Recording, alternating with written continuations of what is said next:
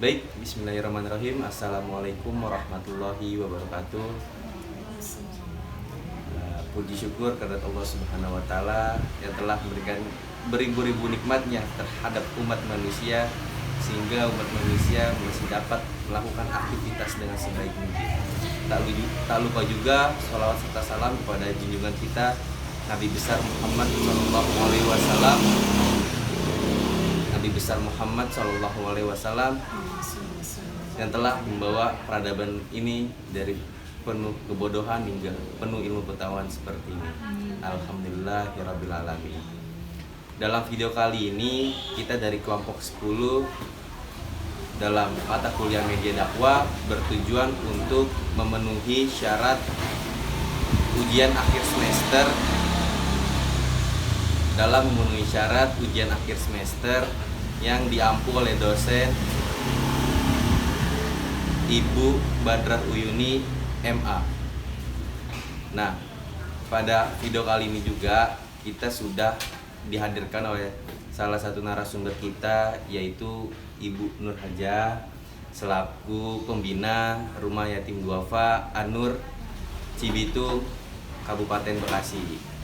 Jadi kita pada video kali ini akan membahas seputar persoalan-persoalan yang memang menjadi polemik pada anak-anak yatim piatu ataupun duafa. Langsung saja pada pertanyaan pertama, bagaimana Bun latar belakang dan sejarah rumah yatim dan duafa ini bisa terdiri dan terbangun seperti kamu sampai saat ini? Alhamdulillah, dengan izin Allah, sejarahnya pertama pada tahun 2018 ayah sama bunda dinasihati oleh Allah berangkat ke tanah suci.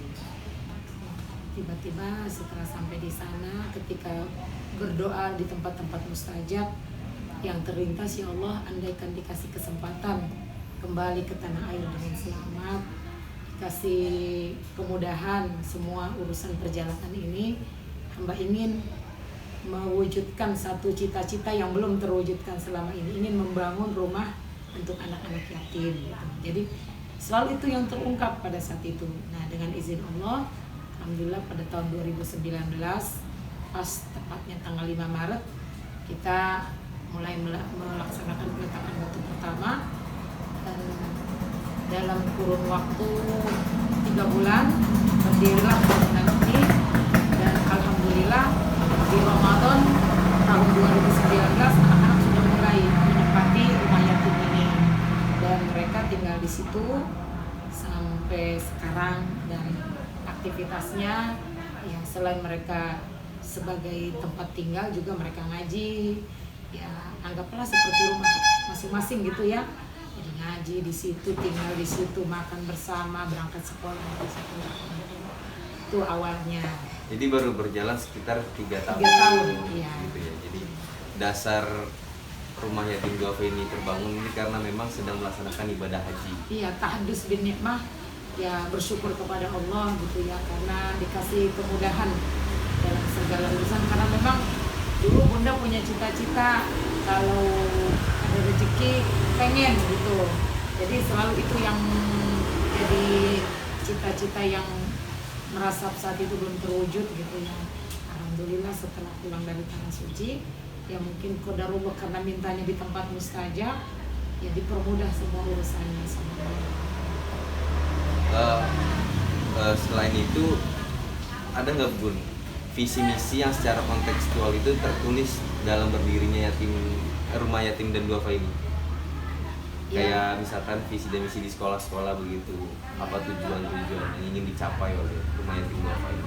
Yang sebenarnya awalnya yang ingin bunda terapkan itu ingin menciptakan anak-anak yang menjadi generasi Qur'ani gitu ya. Awalnya kan dari TPQ. Jadi TPQ berdiri sudah dari tahun 2001. Ya, nah, kemudian karena di TPQ itu banyak sekali anak-anak yatim, banyak sekali orang-orang yang tidak mampu, karena memang TPQ-nya juga kita tidak pakai infak ya, kita tidak pakai SPP, jadi infak sukarela aja. Nah, berawal dari situ, awalnya ingin membangun rumah Quran, awalnya tuh rumah Quran gitu. Tapi karena banyak anak-anak yang di lingkungan sekitar yang memang tidak mampu, dan mereka itu dulu kan anak-anak bunda kan anak perempuan semua, banyak anak-anak yang kalau habis ngaji nginap gitu. Jadi dari situlah terlintas, ya Allah kalau ada rezeki pengen bikin buat tempat mereka nginap gitu. Nah lama-lama ya dengan seiring berjalannya waktu, ingin membangun rumah tahfiz, tapi ingin juga membangun rumah Quran, ingin juga membangun rumah yatim.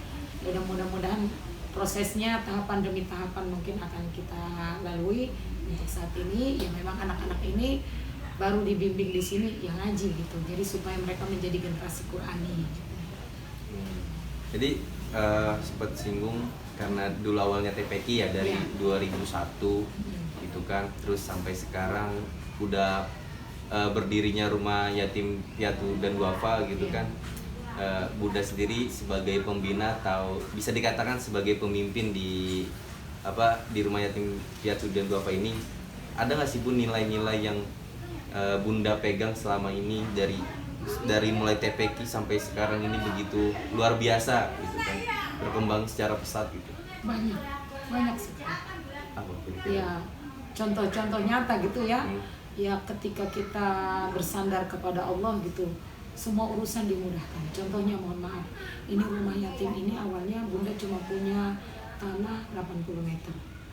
Ketika kita memang minta sama Allah, atas izin Allah, alhamdulillah dalam kurun waktu 1 tahun di rumah yatim bisa berkembang menjadi 400 meter. Dan memang ya semuanya karena izin Allah, karena semua kita niatkan semata-mata untuk membantu kaum duafa ya, orang-orang lemah itu, apalagi anak-anak yatim. Nah, kebetulan Bunda aktivitas selain ngajar di SD negeri sebagai guru PAI, Bunda juga ada aktivitas di majelis taklim. Jadi banyak membina ibu-ibu majelis taklim. Jadi di majelis taklim ini kita sudah terbiasa memberikan santunan gitu setiap tahun. Nah dengan adanya rumah yatim ini alhamdulillah mereka malah merasa terbantu juga, merasa terbantu untuk membuka pintu keberkahan rezeki mereka. Kalau selama ini mohon maaf, misalnya kita mau menyalurkan zakat, mau berinfak bersedekah, mungkin sebenarnya sih sedekah nggak boleh diungkit-ungkit gitu ya, tapi kadang-kadang mereka tepat sasaran nggak sih gitu loh. Misalnya jadi kalau ini kan langsung karena memang anaknya tinggal di sini gitu, dan mereka melihat langsung aktivitas mereka yang di sini, dan anak-anak yang di sini memang benar-benar 100% semua kebutuhannya kita cukupi gitu. Apalagi yang yatim piatu yang memang udah nggak punya keluarga, dan alhamdulillah mereka sejak tinggal di sini sampai sekarang anak-anak itu dikasih uang saku sehari, yang SD 15.000, yang SMP 20.000, yang SMA 25.000. Itu rutin. Mereka makan 3 kali sehari, dan sarapannya tiap pagi bervariasi. Hari Senin sarapannya nasi biasa kalau mereka nggak puasa Senin Kamis. Hari Selasa tukang bubur langganan. Hari Rabu itu nasi uduk dengan. Hari Kamis biasanya kalau mereka puasa ya nggak sarapan, tapi kalau nggak puasa nasi biasa. Hari Jumat makan bersama setelah zikir. Hari Sabtu nasi goreng. Hari Minggu makan bersama. Itu udah jadi agenda rutin. Kalau kegiatan di sini setiap malam mereka ngaji dari ini ntar ba'da asar udah mulai ngajian sampai nanti malam jam 8:30. Nah, itu yang kegiatan rutin, dan ada zikir khusus juga setiap hari Jumat ba'da subuh, Ahad ba'da subuh, Selasa sama Rabu ba'da subuh, itu zikir khusus anak-anak. Tujuannya untuk membantu, mendoakan siapapun yang sayang kepada mereka, semua hamba-hamba Allah yang berhati mulia, yang menitipkan rezekinya supaya Allah berikan keberkahan dalam usia. Nah, dari situ alhamdulillah selama ini Bunda merasa Allah selalu memberikan kecukupan, Allah selalu memberikan pertolongan, dan Allah berikan kemudahan khususnya untuk mencukupi kebutuhan anak-anak. Dan sampai sekarang mudah-mudahan Bunda sih pengennya ya nanti generasi selanjutnya pun bisa meneruskan perjuangan.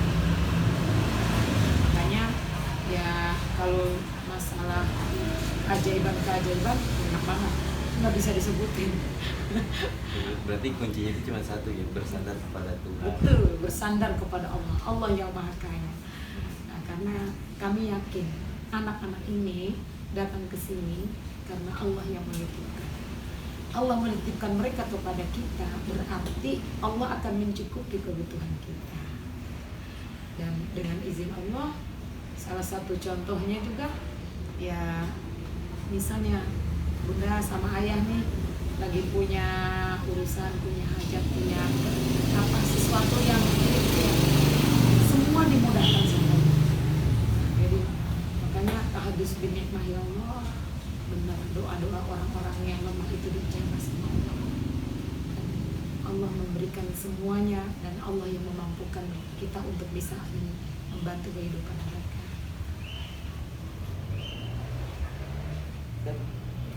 Bunda, siapa sih yang menjadi sasaran utama dari anak asuh rumah yatim piatu dan duafa?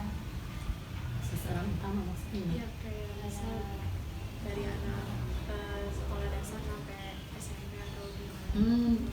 Di sini anak-anak di sini dari paling kecil SD kelas 1 ya. Paling besar ya.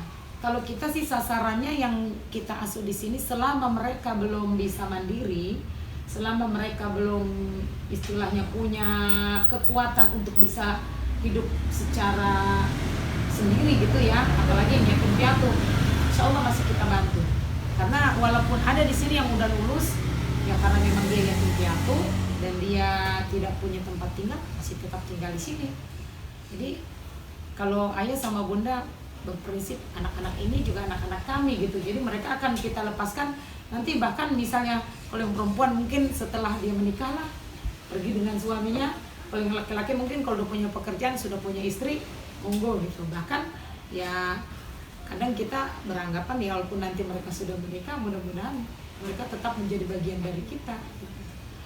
Jadi tetap jadi bagian dari keluarga ini. Dan Ayah sama Bunda selalu menanamkan kepada anak-anak, nanti suatu saat ketika kalian sudah berhasil, kalian menjadi orang yang sukses. Karena nasib kan kita nggak ada yang tahu ya.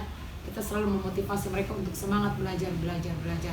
Dan jangan lupa berbagi kepada orang-orang yang lemah. Jangan lupa bahwa kita juga dulu seperti ini dan kita bisa begini karena banyak para dermawan, hartawan yang berhati mulia yang menitipkan sebagian rezekinya. Mungkin ini ya, apa unsur yang dimaksud itu secara SDM-nya untuk yatim ataupun duafa yang ada di sini itu berasal dari masyarakat sekitar atau jangkauan-jangkauan daerah-daerah lain rata-rata? Kalau yang tinggal di sini kebanyakan dari jangkauan lain. Kalau masyarakat sekitar mereka pulang pergi. Jadi santri kalong, santri PP.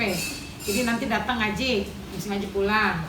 Tapi kalau ada rezeki mereka tetap kita bagi. Kalau yang dari jauh, udah otomatis dia tinggalnya di sini. Sekolahnya di sini, makannya di sini, liburan pun di sini.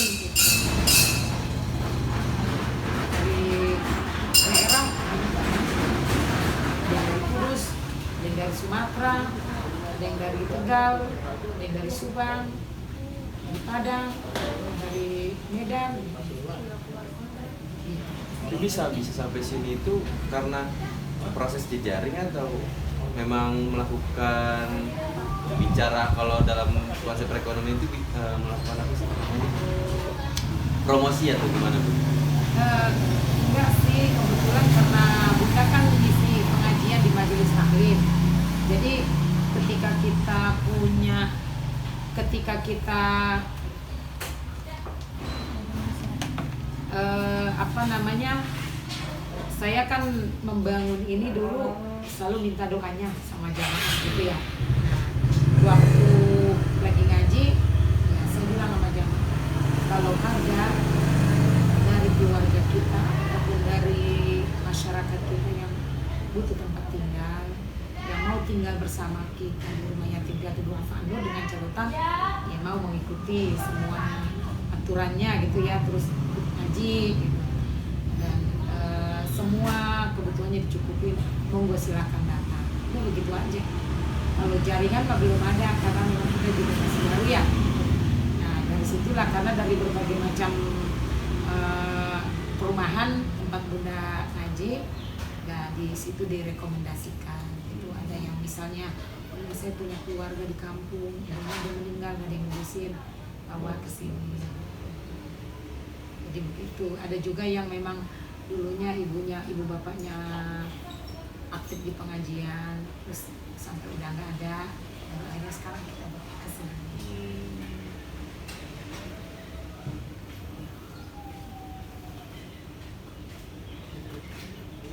Kapan anak asuh dikatakan udah selesai untuk diasuh di sini? Kalau target kita ketemu setelah mereka berhasil. Iya. Berhasil dalam artian kan kita memberikan motivasi kepada mereka supaya semangat dalam belajar. Walaupun nggak punya orang tua, walaupun berasal dari keluarga miskin, kalau semangat belajar, insya Allah nggak menutup kemungkinan akan bisa menjadi orang yang sukses. Jadi selama mereka masih mau kita asuh, selama mereka masih mau belajar sama kita di sini, kita insya Allah monggo, welcome dengan senang hati. Kecuali ya ada juga ya warning ya bagi anak-anak yang melanggar aturan. Karena di sini kita juga bikin peraturan. Peraturan yang kita buat di sini ya contohnya kalau sudah malam nggak boleh bermain HP. Karena kan memang kondisi sekarang yang membuat anak-anak juga harus medsos ya, belajar. Iya, jadi kalau siang boleh, tapi kalau udah maghrib itu HP udah dikumpulin gitu. Terus kegiatan mereka kalau malam jam 10 malam udah harus tidur. Kalau misalnya ada yang keluyuran di atas jam 10 malam atau ada yang kelihatan online setelah maghrib, berarti kan dia nggak ngumpulin HP. Itu nanti kita kasih ya peringatan, iya kasih SP. Nah gitu. Dan itu kalau misalnya berlanjut ya baru. Sampai saat ini sih kalau dikeluarin mah belum ada gitu ya. Cuman memang untuk kebaikan itu seperti piramid mengerucut ya. Awalnya dulu yang tinggal di sini hampir 100 orang. Lama-lama setelah pandemik, karena pandemik kan kita di lockdown, nggak boleh keluar rumah, belajar di dalam. Nah, akhirnya mengkerucut. Ya yang kuat bertahan, yang enggak ya banyak yang keluar. Nah, ya sekarang tinggal kurang lebih 40 anak. Itu yang tinggal. Kalau santri mah hampir 150. Itu yang tinggal itu dari SD sampai SMA ada? Iya. SD, SMP, MTS, SMA, SMK ada. Ini untuk ini pun karena tadi ini soalan pandemi juga ya. Iya. Karena memang juga melihat di berbagai daerah kan juga seluruh Indonesia bahkan kan kita seluruh juga dunia. Iya di seluruh dunia kita juga nggak bisa melakukan aktivitas begitu kan, terbatas begitu. Nah karena ini kan sifatnya ini kan juga harus luring gitu secara tatap muka. Iya. Karena kan yatim duafa ya. Iya. Untuk fasilitas-fasilitas itu kan juga mereka juga kurang untuk memilikinya. Intinya sikap Bunda saat menyikapi pandemi itu terjadi gimana Bun untuk para murid atau santri yang ada di rumah ini? Awalnya sempet, ya Allah, di pandemi aktivitas semua terbatas gitu ya. Kemudian anak-anak harus punya HP. Tapi ya itu yang tadi Bunda bilang, keajaiban dari Allah. Karena kita punya Allah yang Maha Kaya. Alhamdulillah. Anak-anak itu bisa belajar daring, bisa belajar luring, dan mereka juga bisa punya ponsel walaupun second. Karena kan jenjang pendidikannya berbeda-beda. Walaupun misalnya ada yang sama-sama di SD, sekolahnya juga berbeda-beda. Kalau mereka kan dulu datang ke sini karena kita kan baru ya. Mereka pasti sekolahnya itu walaupun sama-sama di Cibitung, mungkin tempat ininya beda. Ada yang contohnya SDN Wanasari 12, ada yang di SDN Wanasari 01, ada yang di di MI Plus RMB, ada yang di SMK, nah, ada yang di SDN Wanasari 05. Jadi itu walaupun misalnya jenjang sekolahnya sama, pelajarannya belum tentu sama gitu. Makanya harus punya ponsel masing-masing. Nah, selama pandemik alhamdulillah ya, walaupun ya dengan ya itu awalnya dari situlah alhamdulillah, jadi anak-anak kita tingkatkan lagi untuk semangat baca Qur'annya, zikirnya, mintanya sama Allah gitu. Dan dengan izin Allah, malah Ramadan pandemik pertama di sini banjir takjil. Karena waktu itu semua pondok pesantren tutup, semua masjid tutup, rumah-rumah yatim tutup. Kita di sini tetap berjalan. Alhamdulillah di sini nggak pernah tutup. Dan sempat ada yang bertanya, kenapa anak-anak ini nggak dipulangkan? Mau dipulangin kemana? Mau mereka nggak punya rumah? Nah, akhirnya banyak yang mencari sasaran tempat bersedekah. Di masjid-masjid tutup, terus pesantren tutup, lari ke sini. Akhirnya di sini malah kebanjiran rezeki. Itu nggak kuasa Allah. Jadi ya awalnya sempat, ya Allah gimana ini nasib anak-anak ini. Tapi dengan izin Allah semuanya. Kan tadi juga para santri yang ini kan juga diberikan ponsel gitu kan, disekolahkan begitu kan. Jadi kan kedua hal tersebut juga butuh pendanaan. Mereka makan juga butuh pendanaan, tempat tinggal gitu kan.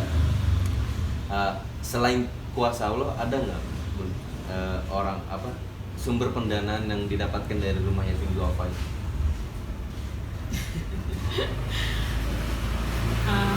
Mohon maaf gitu ya, awalnya memang ya mudah-mudahan Bunda ngomong begini nggak ada maksud ria ya, buat motivasi aja ya.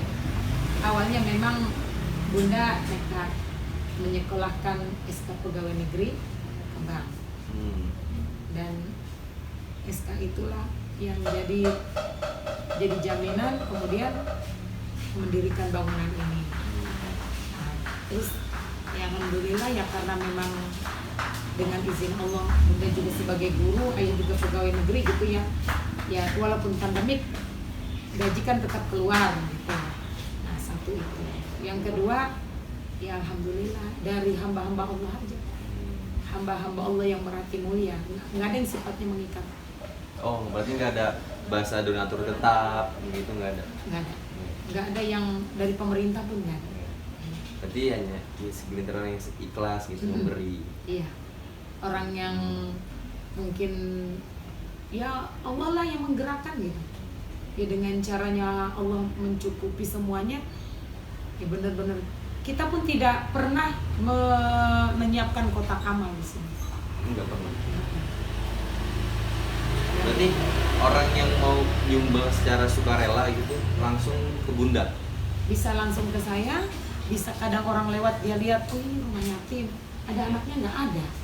Ada yang langsung kasih ke anak, ada juga yang ya karena memang udah aktif di majelis taklim ya, Hmm. karena bunda ngajar di majelis taklim ya, lewat itulah media majelis taklim itu alhamdulillah banyak jamaah-jamaah yang sudah mengerti bagaimana mengelola hartanya supaya menjadi barokah, dan dia tahu di situ ada hak Allah.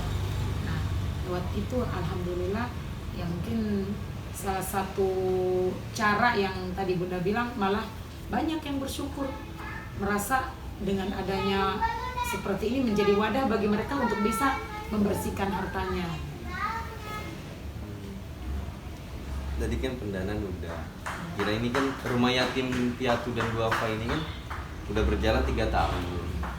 Pastikan di segala kemajuan yang dialami oleh rumah yatim piatu duafa ini kan pasti punya namanya hambatan, ya kan? Punya namanya lika-liku, Iya. tantangan gitu kan, terjangan, badai dan segala macam lainnya.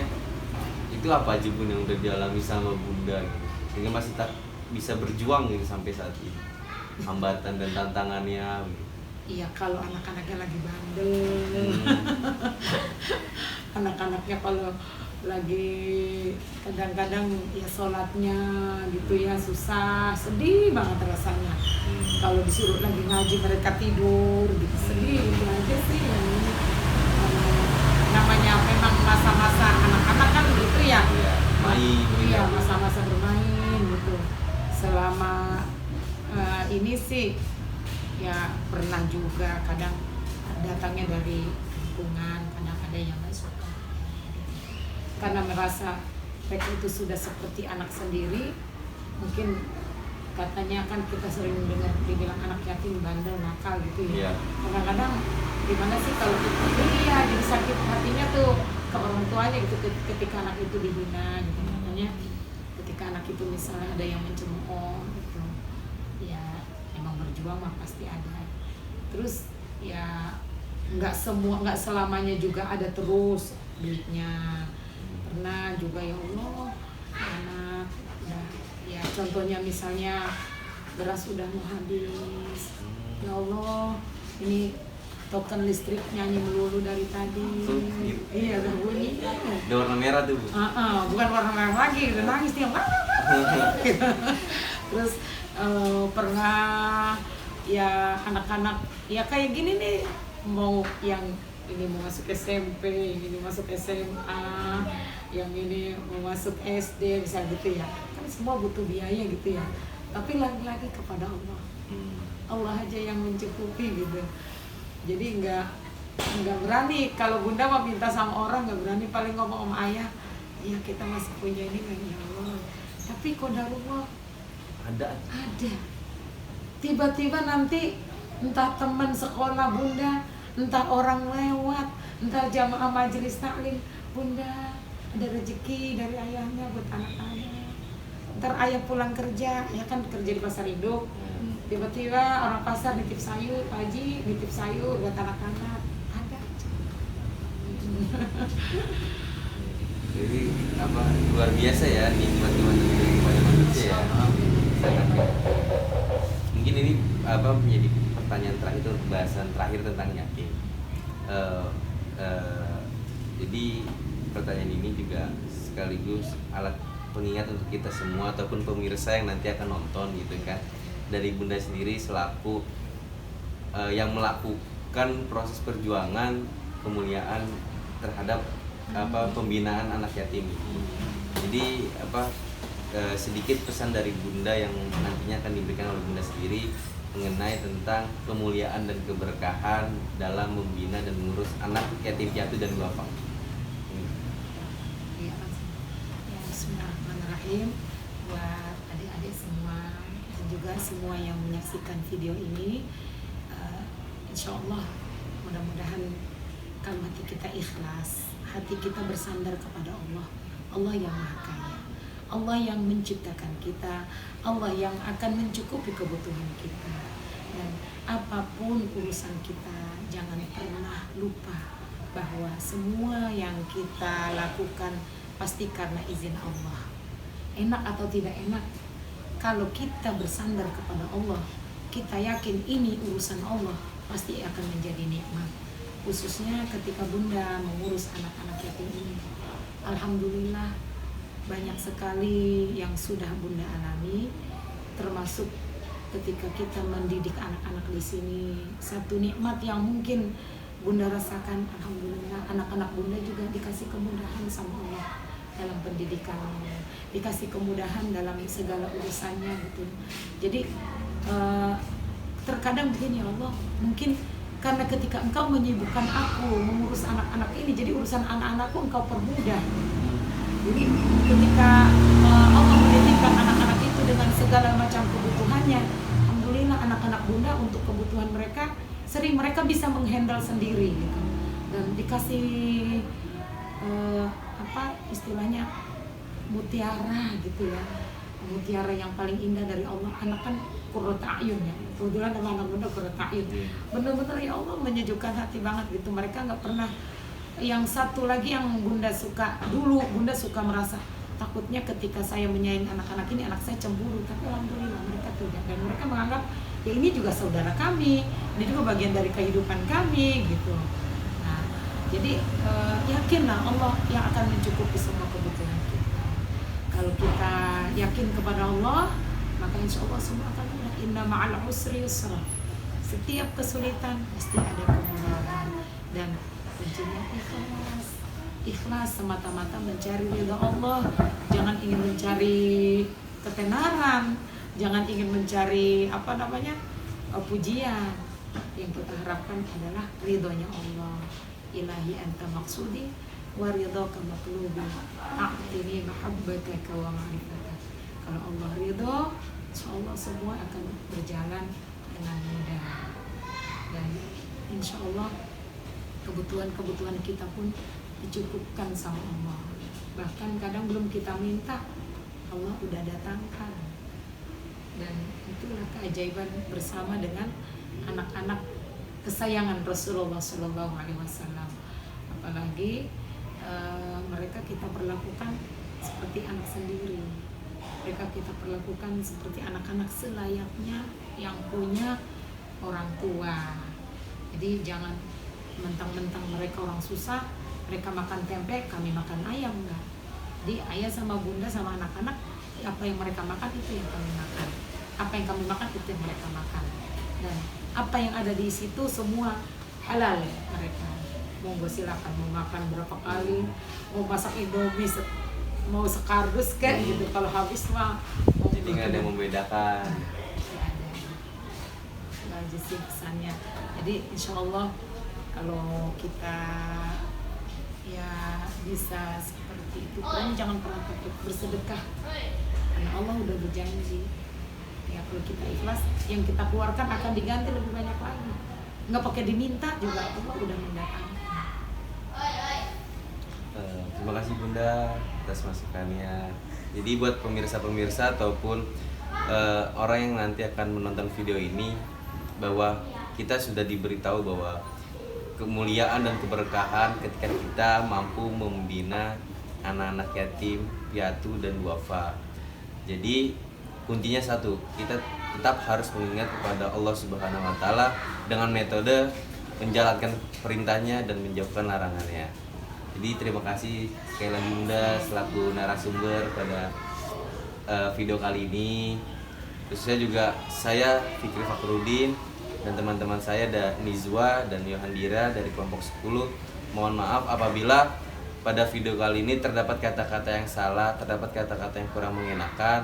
Kami mohon maaf yang sebesar-besarnya, dan khususnya terhadap suara-suara yang menjadi noise pada video kali ini. Kami mohon maaf sekali lagi, karena memang sengaja kami buat secara alam terbuka gini karena ingin terlihat secara originalnya.